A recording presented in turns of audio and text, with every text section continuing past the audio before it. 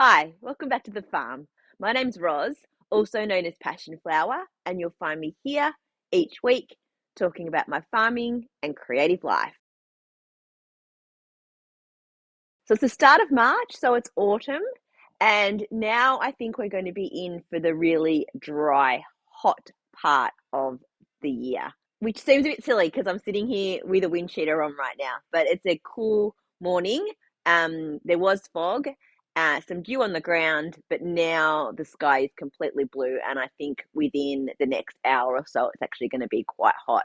So I'm making the most of being able to wear a jumper while I can because I prefer it to be a little bit cooler. February was a really dry month, and it looks like March is going to be much the same. There's no rain really on the long range forecast. The paddocks are starting to go like yellow and dry out. For a while there, they were quite green and started to regrow quite quickly, but that looks like it's going to sort of subside back down a bit now. I have been watering with the sprinkler the sheep section out here to try and promote some more growth and some green, which seems to be working, but I'm going to have to keep it up a little bit and then put them in for a little while and then take them back out again so that they don't completely eat it down. But I won't be putting them back in there probably for a few weeks, I don't think, because their hay feeder is going really well. They are getting into it and enjoying it. They are all able to access the hay through it. I wasn't sure if with Vito's horns he might get himself stuck, but he's been so far so good with that. But there's still plenty left. So I think that it's been about a month. So in terms of how long it's going to last, I think that it's going to do quite well. So I'm keeping an eye on that to see how long it sort of stays being a bale before it has to be like fluffed around and resorted so that they can get to it. But it's a good result that it's been a month so far with a completely dry, hardly any feed in the paddock situation. And it is still quite a lot there. So I think it's going really well. So I'm pleased to have that set up so that I don't have to worry about their feed all the time and I don't have to do daily runs of hay. They're also now found out or discovered that with the protection that we have for the trees, they also now have an extra shade area because that casts a shadow. So they're enjoying the new shade that they have and they're enjoying the new food that they have. And I now basically the only job that I really need to do in the paddock on a regular basis is to refill their water bath, which is so easy. And it's a nice thing to be able to do in the evenings when it cools down, just to pop over and say hi and to put the hose in and let that run for a little while to fill that up. Our house tank was getting quite low because we haven't had a ton of water. So we have been pumping back from the shed here back to the house just to replenish the water there as well. So we're sort of in that managing our water situation. Thank goodness we do have the 2 tanks here at the shed, which gives us some flexibility in terms of still being able to use a sprinkler or for me to do yarn dyeing and also to be able to pump some back to the house to make sure that we have water for ourselves as well. I also managed to fit in another spray day for blackberries, one of those perfect weather days that was not too hot, not too cold, and not too wet. That was good to get another day done before I go away on my holiday because I think probably in the next few weeks that they'll be wanting to move the spray unit onto someone else. Again, we might get it back at some point, but in terms of sort of our stint of having borrowed it, I think we're probably coming to the end. So we were able to get another large section of the One Tree Hill paddock done. It's not finished. I feel like it's the biggest paddock, and I think it's because it's probably the one that we've done the least amount of work in terms of the paddocks. So there are actually more, and what's happened is that they've just been slashed back rather than having been the canes that, like the dead canes that were slashed back. That was actually real live blackberries still in that paddock. So I think it's going to take a bit more work in there. we've done sort of the front side of the paddock now. We now need to do the back. And I'll be really satisfied when we get that done. But there won't be any spraying for the next few weeks. So we might have to be content with what has been done to this point. Now to a little bit of admin. As this video goes live, I am doing final preparations to go away on the Unwind craft cruise to Eden and Tasmania. It departs on the 10th of March and comes back on the 17th of March. So this week will be a regular update. Then next week will be a special episode that I have pre-recorded. It's going to be about my unfinished objects that have been sitting around for a while. Not any of the whips that I've talked about in the last few weeks, but things that have been languishing for a little while. And that will be the day that I get back from my cruise. So I won't have time to record anything before that. And then the following week will be back to regular episodes and a full recap of my time away on the ship, as well as anything that's happened around the farm in between. If you want to see what I'm doing while I'm away, I will probably use Instagram a little bit, not a ton. I want to take a break, but I'm sure I'll post a few bits and pieces, especially if we go to yarn shops or goodie bags or progress or anything like that, yarn related. I'm sure that I will share that with you as I go, and then I can do a proper recap when I get back.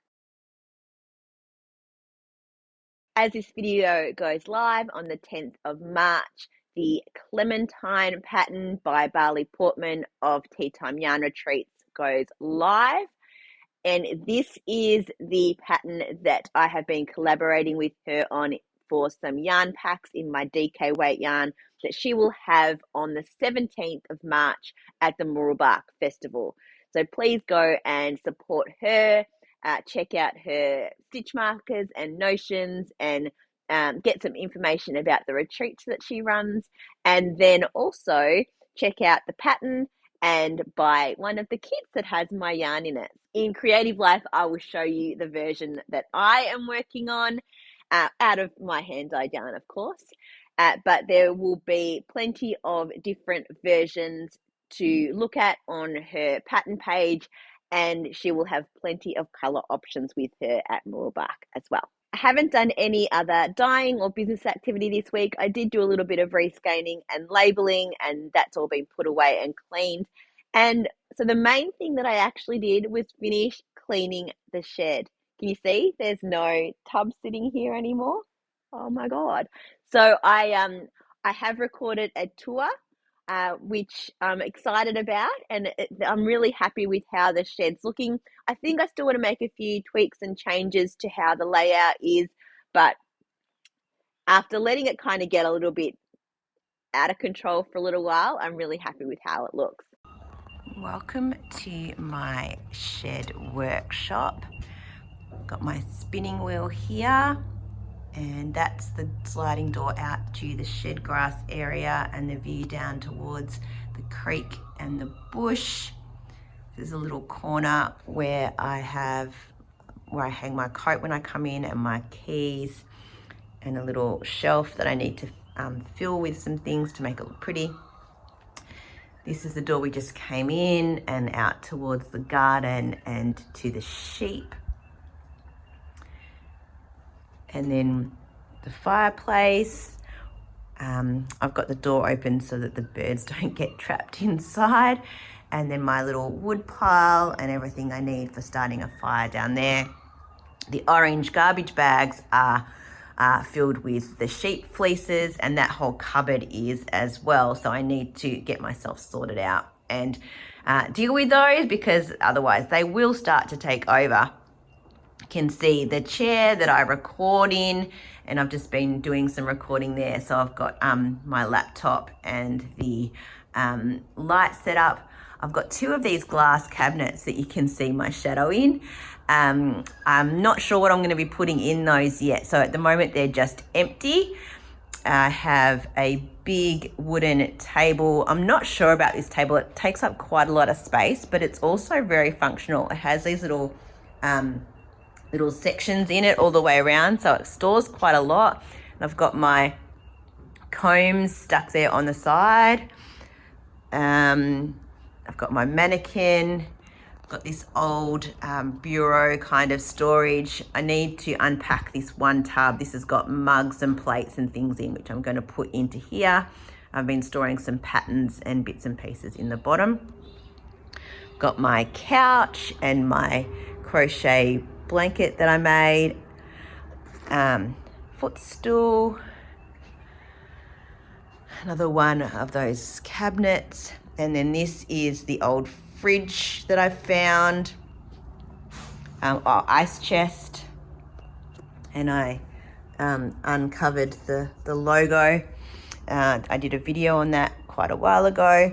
This is one of the stands that I use for my display for markets. And this is the contraption that I use for taking my photos for my products. It's like a clear sort of plastic. You can kind of see through. It reflects the light really well and gives a nice white surface. And I use this window normally for my natural light. So it's a good thing to do in the morning when the sun is on the other side of the shed. A rack for drying things and my boxes of yarn. Got my setup here. You can see I've got my recipes above the pots, and there are all of my pots, and underneath is my bear yarn trays. These are some of my out of stock colors down here. The DK yarn that I'm not stocking anymore, so it's kind of a little bit of my supply of yarn, I guess. Then my dye powders and stock made up. My sink. Got shampoo for washing my yarn and hand soap for me. And these little ones up here are the ones, the dye powders that are not much left. So I'll be doing some experimenting and playing around with those. This pot rack for putting my lids to dry. More supplies under there. Some bare yarn that I am not using for the shop anymore, but I'll be sort of playing around with that for myself. A little bit of rubbish that needs to go in the bin. My cleaning rack. This is the door that goes out to the other side of the shed. And then I have my office through here. But also you can see in the background, it goes through to the other half of the shed. So you can see the tractor and things that we're just storing and supplies for the beehive. My plan is one day to put a wall up through here and maybe create a little toilet bathroom area where this window is, and have a solid wall where the desk ends on the other side of there. And then, yeah, I've got my desk and my winding station, and there's some of my tubs of yarn that I've been working on to get ready for markets. Only this table is really the messy part, and that's because I've been doing some rescanning and they're all like the little scraps that come off. And but I'm trying to find ways to use those scraps as I go. This is got my packing supplies and packaging in it that I use when I'm putting things in the mail. This is where I twist my skeins. These are the tubs of all of my product that's ready, and all of the tubs that I use for display. And I need to keep them along here this way so that the sun doesn't hit the tubs directly, because that would start to fade the yarn over time if you're not careful. My racks for markets, and my wall planner, and my tables and my trolley. And then I have a big table through here that I use for crafting and for laying things out when I need a bit more space to like practice part of a workshop display or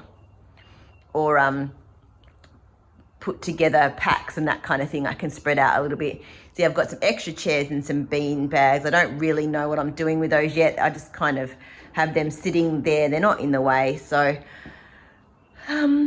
that is my crafting space, and I'm really happy with how I've rejigged it a little bit and tidied it up, and it's a big, nice, functional space that makes me really happy. I'm going to start by talking about the mosaic shawl that I talked about last week, and I have not touched it at all, but I have found another skein of yarn that I might be able to use as part of the pattern. So I had some great feedback. People did agree that I should replace the cinnamon with this, the light blue, but maybe I could use the purple as well. Maybe that would be really pretty. And do those two together as the mosaic, and then the purple as the pop color instead of the green. So there's the cinnamon, which we found too dark. Here, running out of hands. And that's the green. So I would love some suggestions, because I don't know, for this pattern I just can't seem to figure out what I really want to do. This is definitely coming out. The cinnamon is just too heavy and too blocky. I think it doesn't let the tea in the garden color show through as well, and kind of, yeah, it's too dark. So I think this is definitely coming out, but it's just whether I go green, blue, hang on, let the purple go down, whether I go those, whether I go those. Oh, I do like that. That could be it. For some reason, this wasn't with my regular skeins of yarn. It was sitting somewhere else. And I was going through some stuff getting ready for the cruise, and I found this. And I think it's a full skein. I'll find out. I can just weigh it, I guess. Yeah, or maybe I'll find something when I'm at a shop while I'm away. So I would love an opinion on what I should do here, because I'm a little bit torn on colors, but I do want to make this shawl, but I just want to make sure that I'm going to wear it and love it, and not be disappointed, because this is just disappointing to me. But this is going to be ripped out for sure. So because I left that sitting, I decided that I needed something fun and easy and nice to work on that didn't really strain my brain too much, and was going to be simple in terms of color choice as well.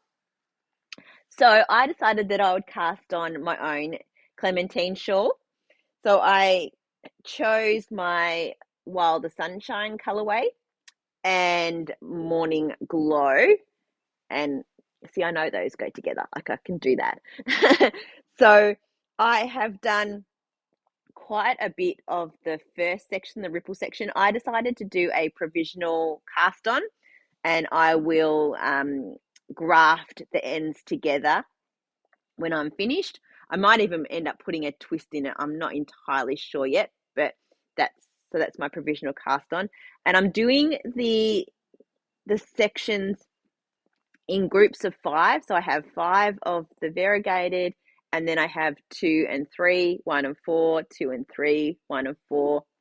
And then I will finish with a 5 before I go on to the textured section, which will be just the solid yellow for the texture. So I haven't got around to that bit yet, but I've done quite a lot in a week, and I've been finding it really addictive just to do like one more of the repeat. It's just a 4-row repeat, which is nice and easy to read, easy to knit, and it's been a really enjoyable project to start this week. So yeah, as I said, you should definitely check out Bali's pattern and also my yarn at the Moorbark Festival, and get your own Clementine cowl on the needles. So I'll be taking this with me on the cruise for sure, because it's a nice, easy, simple knit, and I've already started. I kind of don't want to leave it sitting now because I'm enjoying it. So this is going to come with me. I think I'll probably also just grab some sock yarn and some sock needles and throw that in just as a backup plan, so that I have some socks with me. I haven't been knitting socks for a while lately, but I just need to have some on the needle, so I will do that as well. I've also wound up this ball of forest. So I'm going to be doing a few squares for a care blanket for one of the lovely ladies that I was at the Tea Time Yarn retreat with, and one of her favorite colors is green. So I'm going to do this.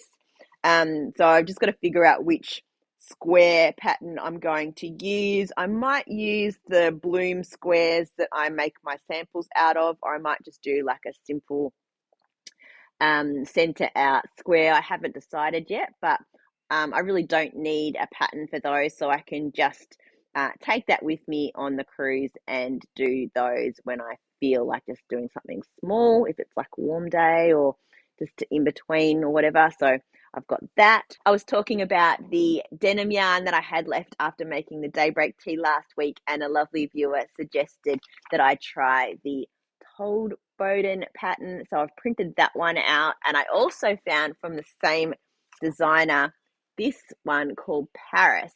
So I have printed both, and I'm going to think about which one I might make. Haven't even read through the patterns. They were both free patterns, so I just grabbed them. And I may take this with me on the cruise if I have room in my suitcase.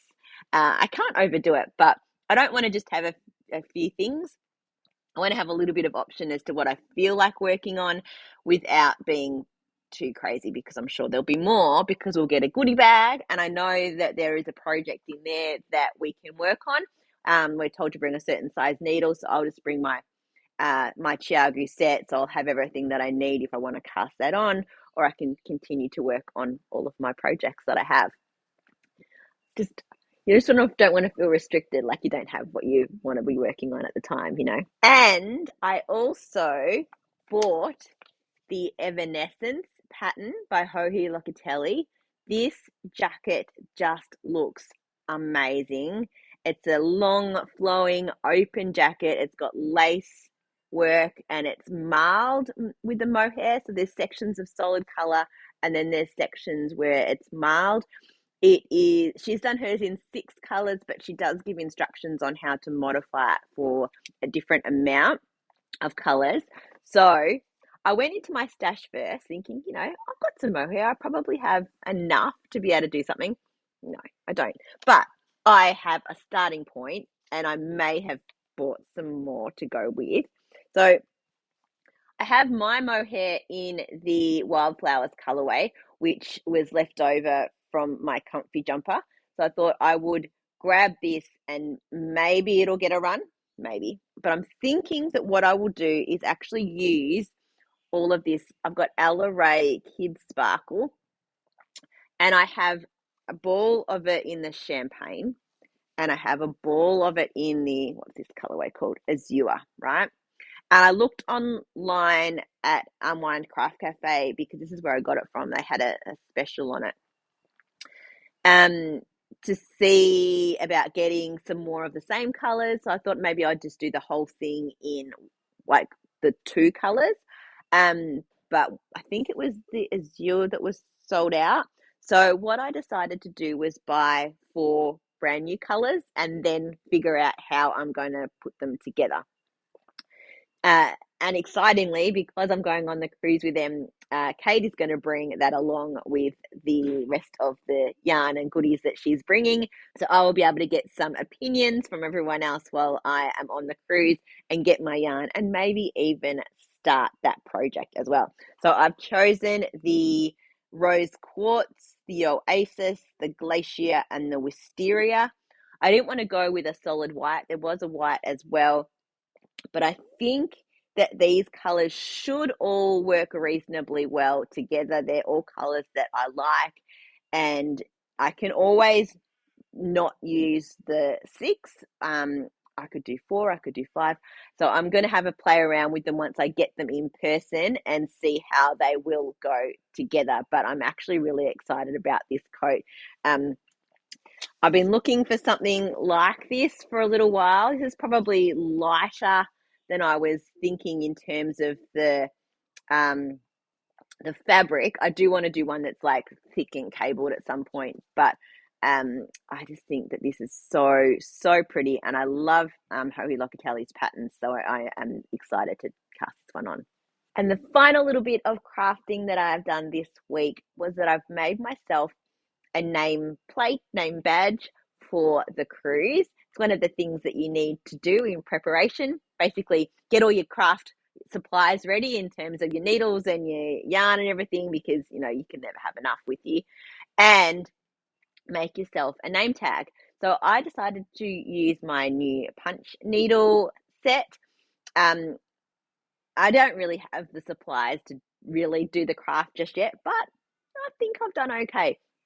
So the actual bag that the original kit that I got came in was like a hessian kind of material. So I thought I could probably just use a piece of that to make this, because it doesn't have to be super special. I just drew with pencil my name out on the fabric, put the hoop around it, and I punch needled my name. So look, it's okay for a first attempt. I wouldn't say it's professional by any means. I used the 4mm needle, and I used scraps of my own hand dyed yarn. When you have the skeins, you have extra ties around them. So and they come out to be maybe about this long. So I used those to make the name, and then I've cut it on a piece of cardboard and pulled it tight. I mean, it's quite large, so it's a little bit silly, but I thought, do you know what? That's going to do for doing a crafty name badge, and I'm quite pleased. Well, that's it for another week. Thanks for spending some time with me. If you're enjoying these videos, please give me a thumbs up and subscribe to my channel. I look forward to seeing you next week on the farm. Bye.